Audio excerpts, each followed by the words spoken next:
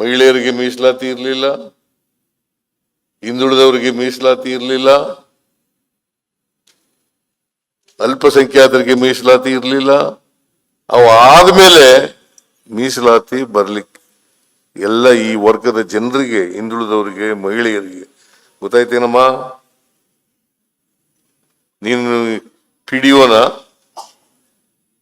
ಇಲ್ವಾ? ಯಾರು PDO ಎಲ್ಲ ಗ್ರಾಮ ಪಂಚಾಯತಿ ಅಧ್ಯಕ್ಷರು ಯಾರಿದ್ದಾರೆ? ಕೈ ಎತ್ತಿ.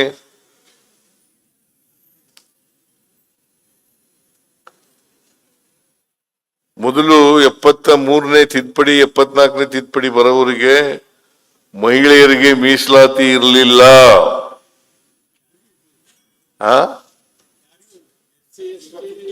ಯಾರಿಗೂ ಇರ್ಲಿಲ್ಲ, ಹಿಂದುಳಿದವ್ರಿಗೂ ಇರ್ಲಿಲ್ಲ, SC STಗೂ ಇರ್ಲಿಲ್ಲ. ಅಲ್ಲ, SCಗಿತ್ತು.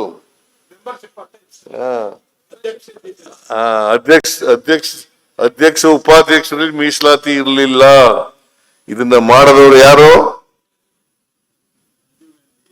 ರಾಜೀವ್ ಗಾಂಧಿ ಮತ್ತು ಕಾಂಗ್ರೆಸ್. ಇವತ್ತು 50% ಮಹಿಳೆಯರಿಗೆ ಮೀಸಲಾತಿ ಇದ್ರೆ ಅದು ರಾಜೀವ್ ಗಾಂಧಿ ಅವರ ಕೊಡುಗೆ, ಕಾಂಗ್ರೆಸ್ಸಿನ ಕೊಡುಗೆ ಅಂತಕ್ಕಂಥದ್ದನ್ನ ಅರ್ಥ ಮಾಡ್ಕೋಬೇಕು. ಮಹಿಳೆಯರಿಗೆ ಇದು ಗೊತ್ತಾಗ್ತದ? ಇದನ್ನ ವಿರೋಧ ಮಾಡಿದವರು ಯಾರು ಗೊತ್ತಾ?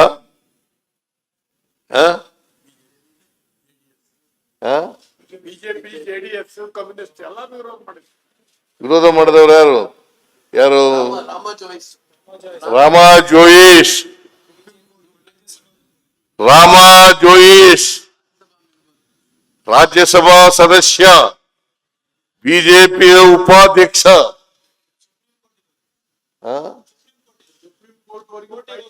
ಸುಪ್ರೀಂ ಕೋರ್ಟ್ ನಲ್ಲಿ ಕೇಸ್ ಹಾಕಿದ್ರು ಇದನ್ನು ಚಾಲೆಂಜ್ ಮಾಡಿ.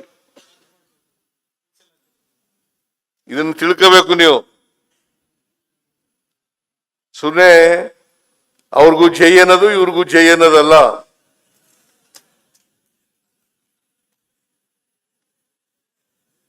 ಎಪ್ಪತ್ಮೂರು 74ನೇ ತಿದ್ದುಪಡಿಗಳನ್ನ ವಿರೋಧ ಮಾಡಿ ರಾಮಾ ಜೋಯಿಸರು ಸುಪ್ರೀಂ ಕೋರ್ಟ್ಗೆ ಹೋದ್ರು, ಚಾಲೆಂಜ್ ಮಾಡಿದ್ರು.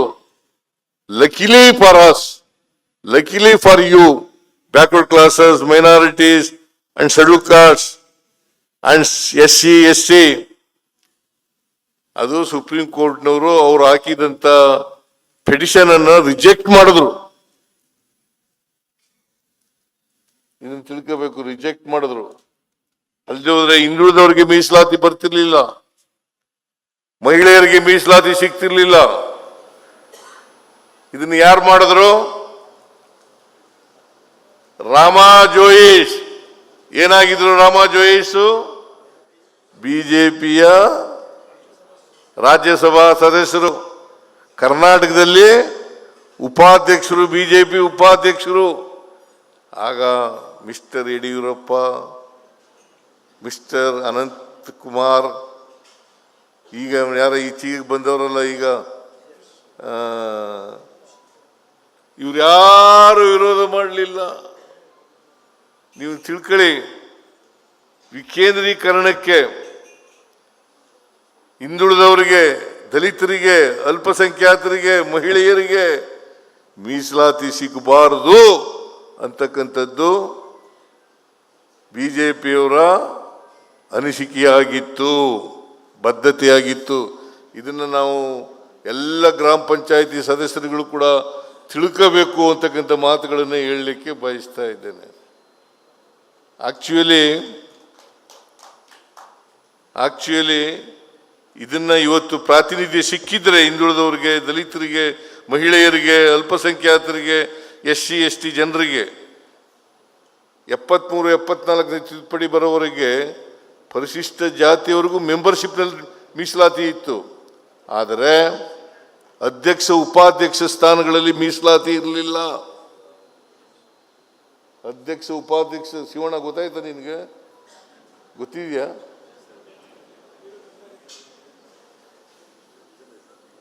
ಮೀಸಲಾತಿ ಇರಲಿಲ್ಲ ಅಲ್ಲಿವರೆಗೆ. ಮೀಸಲಾತಿ ಸಿಕ್ಕದ್ದು 74 ತಿದ್ದುಪಡಿ ಆದಮೇಲೆ ಮಹಿಳೆಯರಿಗೆ ಇವತ್ತು 50% ಮೀಸಲಾತಿ ಸಿಕ್ಕಿದ್ರೆ ಅದಕ್ಕೆ ಕಾರಣ ಕಾಂಗ್ರೆಸ್ ಪಾರ್ಟಿ, ಶ್ರೀಮತಿ ಸೋನಿಯಾ ಗಾಂಧಿ ಅಂತಕ್ಕಂಥದ್ದನ್ನು ಅರ್ಥ ಮಾಡ್ಕೋಬೇಕಾಗ್ತದೆ ಅಲ್ವಾ? ಇವ್ರು ನೋಡಿ, ಕೇಂದ್ರ ಸರ್ಕಾರದವರು ನಮಗೆ ಈ ಜಲಜೀವನ್ ಮಿಷನ್ ಇದೆಯಲ್ಲ, JJM ಅಲ್ಲ, JJM, ಅದಕ್ಕೆ ದುಡ್ಡೇ ಕೊಟ್ಟಿಲ್ಲ.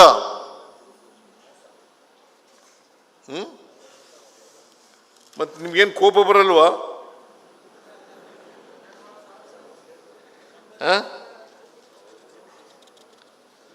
ಕೋಪ ಬರಲ್ವಾ? ಒಟ್ಟು ಯೋಜನೆಗೆ ಖರ್ಚಾಗ್ತಕ್ಕಂಥ ಹಣ 35,698 ರೂಪಾಯಿ,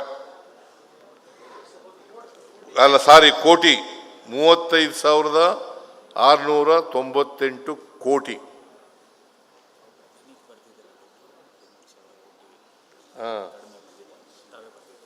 ನಾನೇ ಪತ್ರ ಬರೆದಿದ್ದೀನಿ ಇತ್ತೀಚೆಗೆ, ಅವ್ರು ಎಷ್ಟು ಕೊಡಬೇಕು ಅನ್ನೋದಕ್ಕೆ ಪತ್ರ ಬರೆದಿದ್ದೀನಿ.